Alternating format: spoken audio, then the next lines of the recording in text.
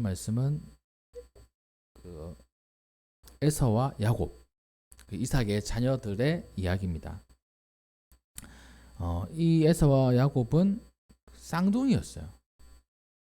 쌍둥이고 에서가 먼저 태어나서 이 형인 겁니다. 여기 읽지 않았는데 25장 23절에 보면 하나님께서 그 뱃속에 있는 아이들을 보고 두 국민이 내 태중에 있다. 그러니까 에서도 그렇고 야곱도 그렇고 민족의 이제 시초가 되는 거예요. 에서는 그 에돔 족속의 그 조상이 되는 거고 야곱은 이스라엘 족속의 조상이 되는 겁니다. 또 그 위로 올라가면 이제 이삭 그리고 아브라함이 있죠. 근데 그 야곱과 그 에서가 그 쌍둥이로 태어나고 하나님께서 이 두 자녀를 그 두 민족으로 거대하게 만들어 주시는 겁니다. 먼저 나온 자가 에서였어요. 그래서 형이 되죠. 근데 이제 그 의학적으로는 이런 얘기도 있더라고요. 먼저 나온 쪽이 동생이다. 그런 얘기도 있더라고요. 이게 제가 이제 확실하게 검증한 건 아닌데 그 많은 그 의사 선생님들이 먼저 나온 쪽이 동생이고 나중 나온 쪽이 원래 먼저 이렇게 만들어진 거다라고 이렇게 말씀하시는 분도 있더라고요. 아무튼 뭐 우선 세상에 먼저 나왔으니까 에서가 형이었습니다. 그런 배경으로 있고 여기 보니까 그 27절에 이제 아이들이 장성했어요. 이 내용을 살짝 이제 그 정리를 하면 에서는 사냥을 좋아하는 사람, 야곱은 집에서 그 쉽게 말하면 소꿉놀이 좋아하는 사람. 이게 제가 MBTI를 잘 알면 딱 설명을 할 텐데 요즘에 너 T야? 나 뭐지 T 말고 뭐야? F야? T야? F야? 뭐 이런 거 있잖아요. 요즘 뭐 MBTI라고 많이 얘기하더라고요. 저는 잘 몰라가지고 모르는데, 예, 뭐 그런 성향. 예, 이 에서는 완전 외향적이고 와일드하고 야곱은 좀 약간 소심하고 소극적이고 내성적이고 이런 둘 다 장점이 있습니다. 이 성향이 그렇잖아요. 외향적인 사람이 더 멋져 보일 수가 있어요. 사실. 근데 이거는 하나님께서 주신 자신의 성격입니다. 노력해가지고 조금은 바뀔 수도 있겠지만 사실 자기의 성격은 잘 바뀌지는 않아요. 저는 그 I가 외향적인 거예요. E가 외향적인 거예요. 뭐였더라? 하여튼 뭐 저는 INFJ잖아요. ENF 하여튼 뭐 그런 건데 이걸 잘 모르겠는 거예요. 저는 이제 보니까 되게 극으로 가는 사람이 있고 극으로 가는 사람인데 저는 약간 중간에서 이쪽 이런 것 같더라고요. 그래가지고 진짜 그 외향적인 사람이 멋있어 보일 때가 있습니다. 또 소극적인 사람이 약간 좀 그 쪼잔해 보이고 또 멋없어 보이기도 해요. 근데 뭐 세상은 그렇게 바라볼지 모르겠지만 이 하나님 안에서는 이 성격은 그렇게 뭐 이게 좋고 나쁘고 하는 게 아닙니다. 성경에서 에서는 사냥꾼, 외향적인 사람이었고 야곱은 조용한 사람이었다. 이렇게만 이렇게 소개를 하고 있어요. 이 좋고 나쁨이 아니고. 근데 이삭은 에서를 좋아했어요. 왜냐하니까 그 에서 자체를 좋아하는 것도 있겠지만 에서가 사냥한 고기를 좋아했어요. 그를 사랑한 겁니다. 리브가는 야곱을 좋아했어요. 여기서 이제 그 갈등이 시작되는 겁니다. 아빠는 첫째를 좋아하고 엄마는 둘째를 좋아하고 이런 거예요. 저는 사실 뭐 첫째, 둘째, 셋째 이렇게 있지만 누가 더 좋고 누가 더 나쁘고 이런 게 없거든요. 있으세요 혹시? 노코멘트입니까? 이거 되게 뭐 다 똑같잖아요. 똑같은 자녀들인데. 근데 여기서 약간 그 만약에 이 퍼센트를 치면 51%, 49%이 정도는 되겠죠. 근데 이삭과 이 리브가는 약간 편애를 했던 것 같아요. 그래서 서로에게 우리가 배경을 좀 추측한다면 에서는 왜서 밖으로 돌아다니냐 하면 아버지다 좋아하는 것도 있지만 엄마는 자기를 좋아하지 않아요. 그러니까 야곱은 아빠는 날 좋아하지 않아. 엄마는 내 옆에서 내가 얘기를 하면 잘 들어줘. 진짜 엄마 같아. 그러니까 엄마 곁에 계속 있는 거야. 계속 그 성향대로 이렇게 가까이 두고 싶어하고 좋아하는 사람들과 같이 지내는 겁니다. 그래서 이제 골이 이제 거기서부터 시작이 되는 거예요. 그러던 어느 날 야곱이 죽을 쓰고 있었는데, 그러니까 참 이 음식도 좋아하는 거죠. 죽을 쓰고 있다는 거니까. 이 죽을 쓴다는 거는 사실 이 야곱의 집안이 그때 당시에 부잣집이잖아요. 이 시대 그 시대를 그 지역을 호령했던 부잣집이고 부잣집 도련님입니다. 그러니까 자기가 죽을 쓸 일이 없어요. 사실 쓸 필요도 없고, 나 죽 먹고 싶어 하면 종이 이렇게 죽을 쏟아주는 그런 시기의 사람인데, 이 죽을 쓰는 걸 보니까 이런 것도 재밌는 거예요. 요즘 이게 요생남이라고 하죠. 요리하는 섹시한 남자, 그런 사람이었던 겁니다. 그 흑백 요리사처럼 타타타타타 하고 불이 확확 하고, 저도 그렇게 한번 해보고 싶은데 그건 힘들 것 같더라고요. 아무튼 그런 요리하는 남자였고 죽을 쓰고 있었어요. 에서는 밖에서 와일드하게 이렇게 활동을 하다가 들어와서 심히 피곤하였습니다. 죽을 쓰고 있는 걸 보고 아마 야곱이 에서가 죽을 좀 좋아했나 봐요. 또 배도 고프고, 그래서 그거 좀 달라 이렇게 했어요. 그 붉은 거 좀 달라. 그래서 우리가 이게 팥죽이라고 추측하는 겁니다. 붉은 죽인데 붉은 죽은 되게 팥죽이잖아요. 그래서 팥죽일 것이다 이렇게 추측을 합니다. 성경에서 그냥 붉은 것이라고 얘기했어요. 그 말을 듣고 야곱이 번뜩합니다. 형, 그러면 장자권 나에게 줘. 그러자 에서가 내가 지금 배고파 죽게 생겼는데 장자권이 무슨 소용이냐. 알았다, 네가 가져라. 장자의 명분을 애복에 팔았어요. 그리고 야곱은 이 팥죽도 주면서 또 떡도 이렇게 챙겨줍니다. 그러니까 자기는 그 팥죽만 주면 되는데 떡까지 챙겨주는 거야. 그 말은 횡재했다는 거죠. 나는 이것으로 장자권을 얻었구나. 에서는 장자의 명분을 가볍게 여겼다 이렇게 하면서 오늘 본문 말씀이 끝납니다. 자, 여기서 그 사람이 이제 갈려요. 흐름이 이제 갈립니다.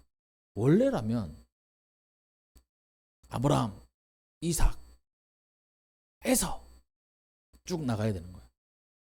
장자권 그대로라면. 근데 이 선택 하나로 에서는 휙 날아가 버리고 야곱이 들어간 거예요. 장자권이 그만큼 중요한 겁니다. 자, 여기서 이제 첫 번째 우리가 의문. 아니, 이 말 한마디로 장자권을 이렇게 사고 팔 수 있는 거야? 그리고 이렇게 중요한 건데 왜 이 에서는 그 장자권을 이 붉은 죽 팥죽 한 그릇에 팔아버린 거야? 궁금하잖아요, 사실.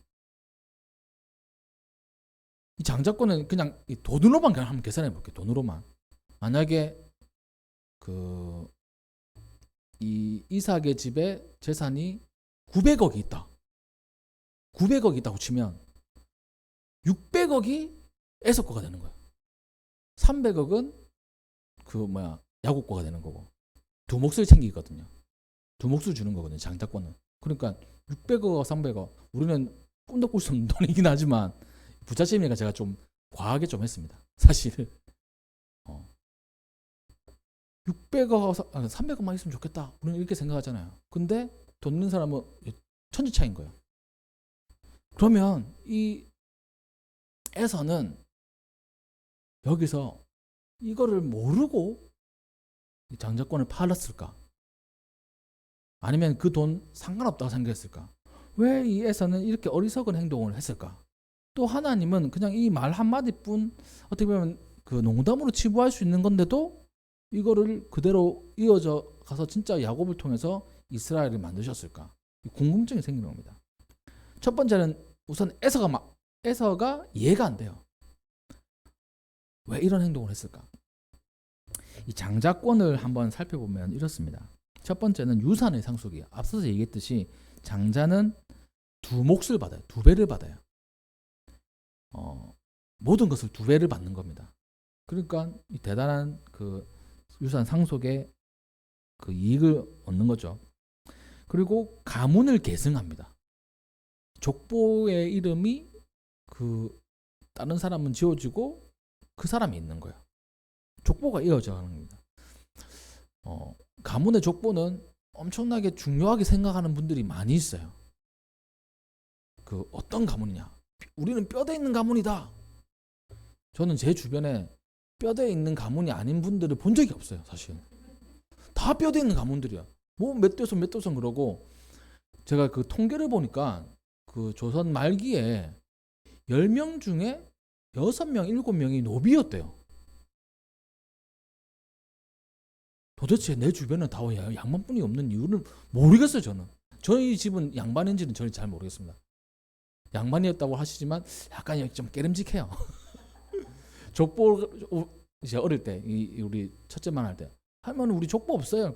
족보 하시다가 예전에 잃어버렸어 이렇게 말씀하시더라고요. 그 중요한 걸 잃어버렸다고. 또 저희 그 할아버지 그 얘기를 들어보면 할아버지 쪽 위로 보면 그런 서커스를 하셨대요. 서커스를 하면 이 양반하고 좀 거리 멀잖아요, 사실. 그 서커스 하셔가지고 서커스하고 그 유랑 그런 음악회 이런 걸 하시면서 독립 자금이 되신 거예요. 그 얘기를 해주시더라고요. 저희 할머니는 그 의령에서 뼈대 있는 가문이에요. 손시시거든요. 손시 집성성 의령이 있는데 뼈대 있는 가문인 걸 제가 저기 마산에 있을 때 그 교회에 우리 할머니의 먼 친척 되는 그런 조카들이 있었어요. 그 할머니는 진짜 뼈대 있는 가문이라고.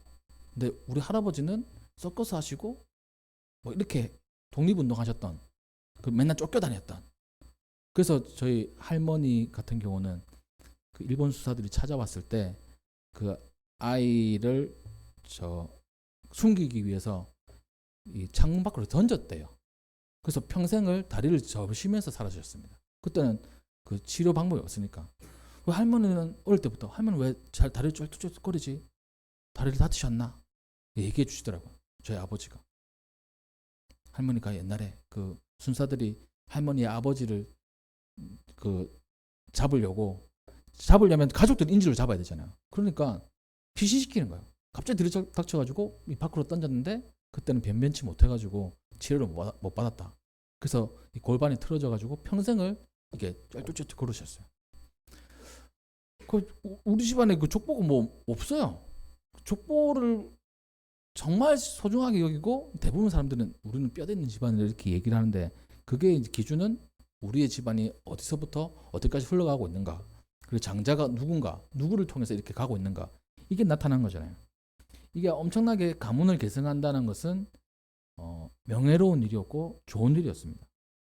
그래서 이 장자권은 그 가문을 계승하는 족보의 이름을 들어갈 수 있는 큰 권한이 있었던 거예요. 또 성경상의 장자권은 축복권이 있어요. 장자들은 축복권이 있습니다. 아버지를 통해서. 아버지가 없을 때는 가정의 가장을 장자가 했어요. 모든 그 대소사를 장자가 결정을 하는 겁니다. 아버지가 부재실 때. 그리고 하나님, 성경에 나오는 이 아브라함의 후손들은 하나님의 축복의 약속을 받는 거잖아요. 대대로 하나님께서 약속을 해주신 겁니다. 그 약속이 어떻게 이어져 가느냐? 장자를 통해서 이어져 가는 거예요. 그러니까 다른 건 다 집어치우더라도 하나님의 축복을 계속 받을 수 있는 거예요. 자신을 통해서 자신의 후손들이. 그러니까 엄청난 게 바로 이 장자권이었습니다. 근데 왜 에서는 이거를 팥죽 한 그릇에 팔아버렸을까요? 이해가 안 됩니다. 저도 잘 이해가 안 가요. 이 장자권에 대한 이해도가 없었나? 아니면 진짜 가볍게 여겼나?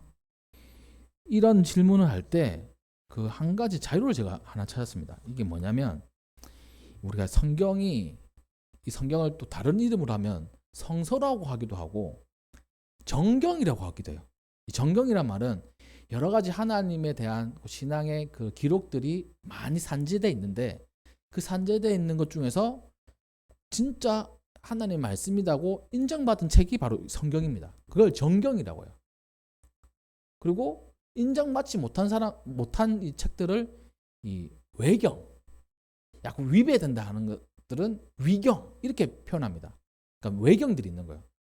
정경이라 하기에는 너무 신비주의거나 너무 좀 사실과 다르다고 판단되는 그런 것들이 있는 거예요. 근데 이 정경을 참고하기 위해서 이거 해석하기 위해서 그 외경들을 참고하기도 합니다. 참고할 만한 책 중에 야살의 책이라는 게 있어요. 이 정경에도 야살의 책이라는 그런 기록이 있습니다. 그러니까 야살의 책이 뭐냐면 이 창세기 출애굽기를 딱 있는데 이걸 좀 더 세분해서 풀어놓은 책이에요.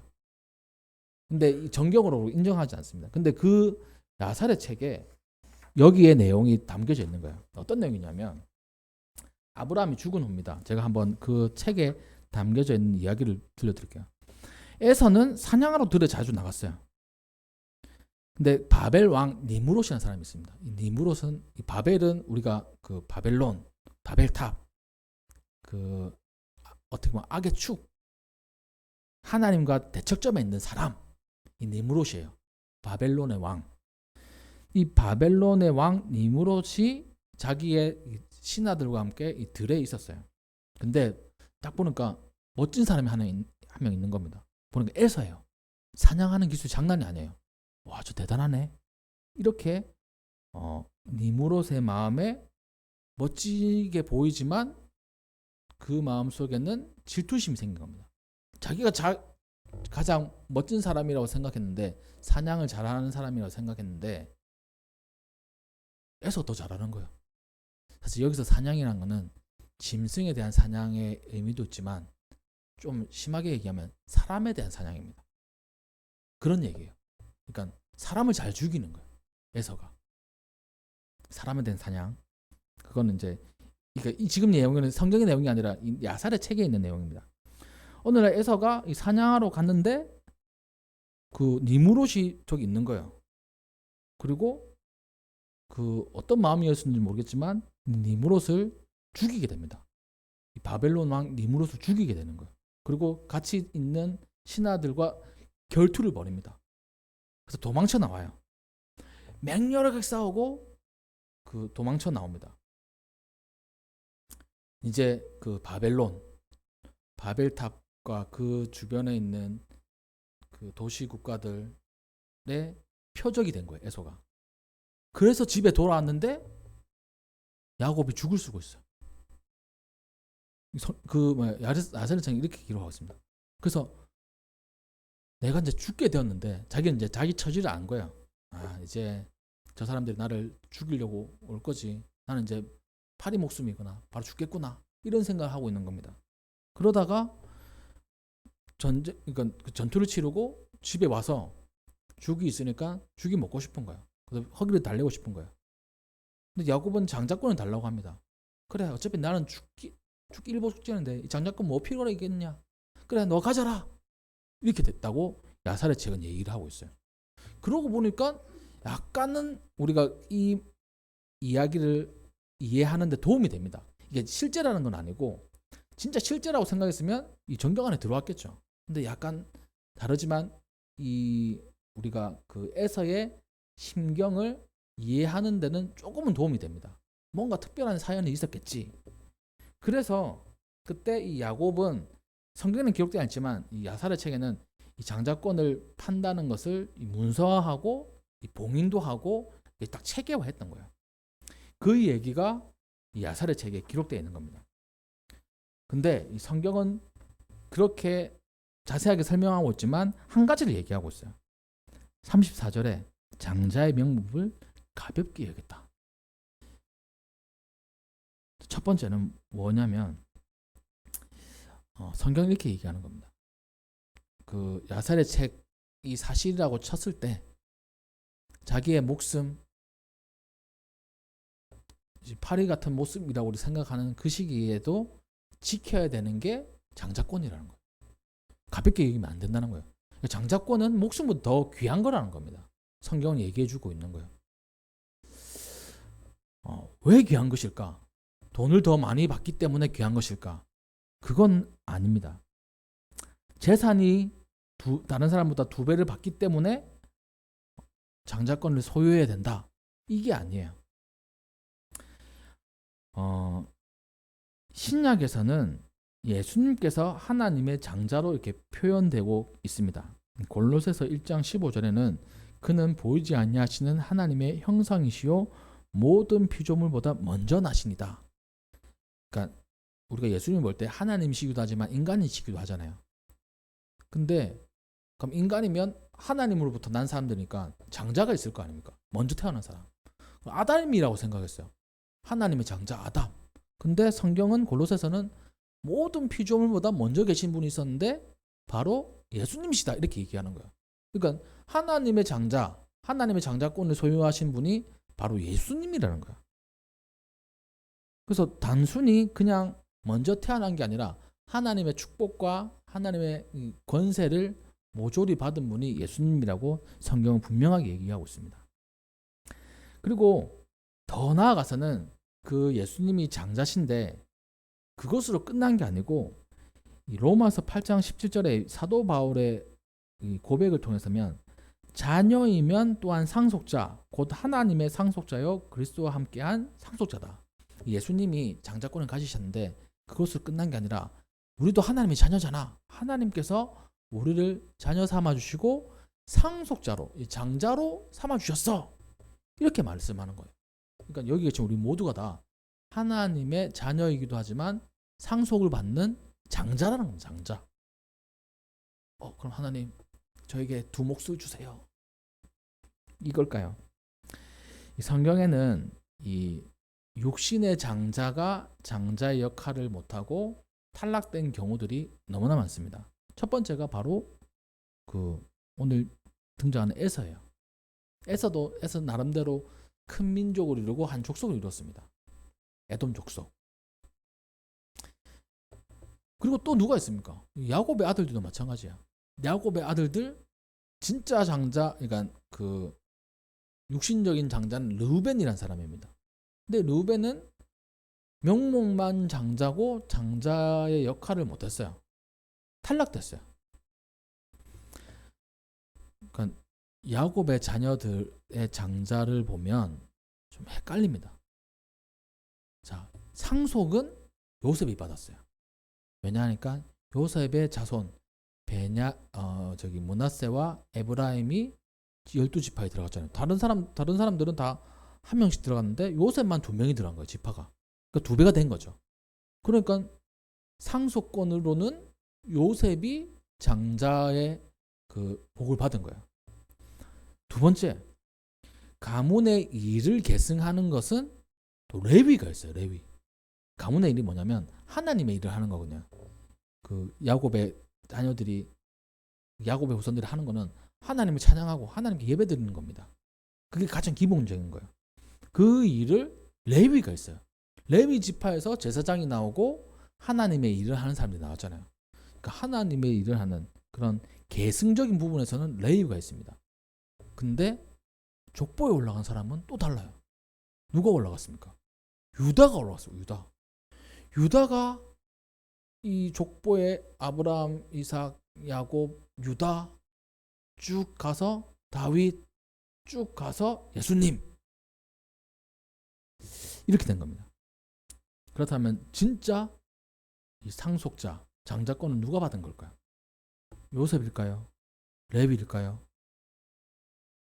바로 이 유다가 받은 거예요. 하나님은 이 장자의 역할 중에 가장 중요하게 장자권에서 가장 중요하게 생각하신 것은 자신의 축복의 이 약속이 이어지는 그 후손을 계속해서 이렇게 만들고 싶으신 겁니다. 왜냐하면 하나님 그렇게 약속하셨거든요. 내가 대대로 너희에게 줄 축복이다. 아브라함에게 대대로 후손 끝까지 영원토록. 그것이 이 장자를 통해서 흘러져 가는 거거든요. 하나님께서 이 장자권에서 가장 중요하게 생각하시는 것은 바로 약속의 연속성 있는 이 족보에 올라가는 사람들인 거예요. 예수님에서 딱 끝났어요. 예수님에서 끝난 거 아니에요. 근데 예수님께서 우리를 모두가 다 하나님의 자녀, 하나님의 상속자로 만들어 주시는 겁니다. 예수님으로부터는 예수님을 믿는 모든 사람들이 하나님의 상속자가 된 거예요.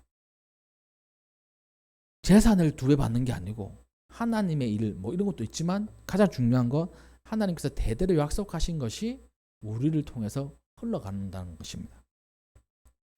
그게 바로 이 진정한 이 장자권의 의미예요. 그러기에 오늘 말씀을 통해서 우리가 깨달아야 되는 것, 첫 번째, 우리는 하나님의 상속자다, 장자다. 이것을 기억하시기를 주님의 이름으로 축복합니다. 두 번째, 장자권은 목숨보다 더 값진 것이라는 겁니다. 에서는 그 목숨보다는 값진 것이라 생각하지 않았어요. 가볍게 여겼어요. 가볍게 여기면 안 돼요. 하나님의 약속, 하나님의 이 축복을 가볍게 여겨서는 안 되는 것입니다. 그래서 우리는 이 사실을 통해서 하나님의 약속의 이 자녀로서 살아가야 된다는 겁니다. 우리 모든 성도님들은 하나님의 상속자입니다.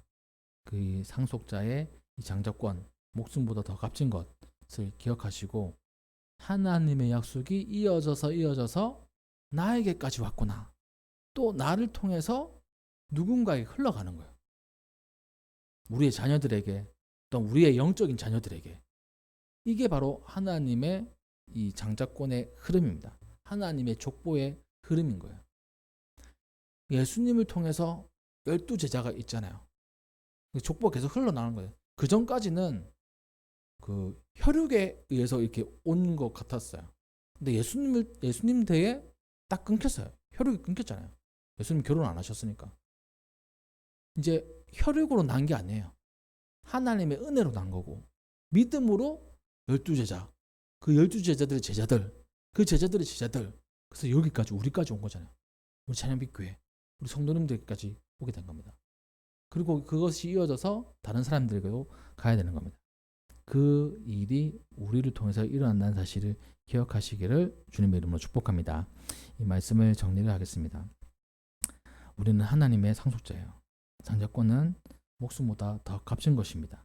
우리가 하나님의 축복을 가볍게 여겨서는 안 돼요. 하나님의 축복의 통로, 또 축복의 연결고리라는 사실을 기억하시고 이번 한 주도 승리하는 우리 모두가 되기를 주님의 이름으로 축복합니다.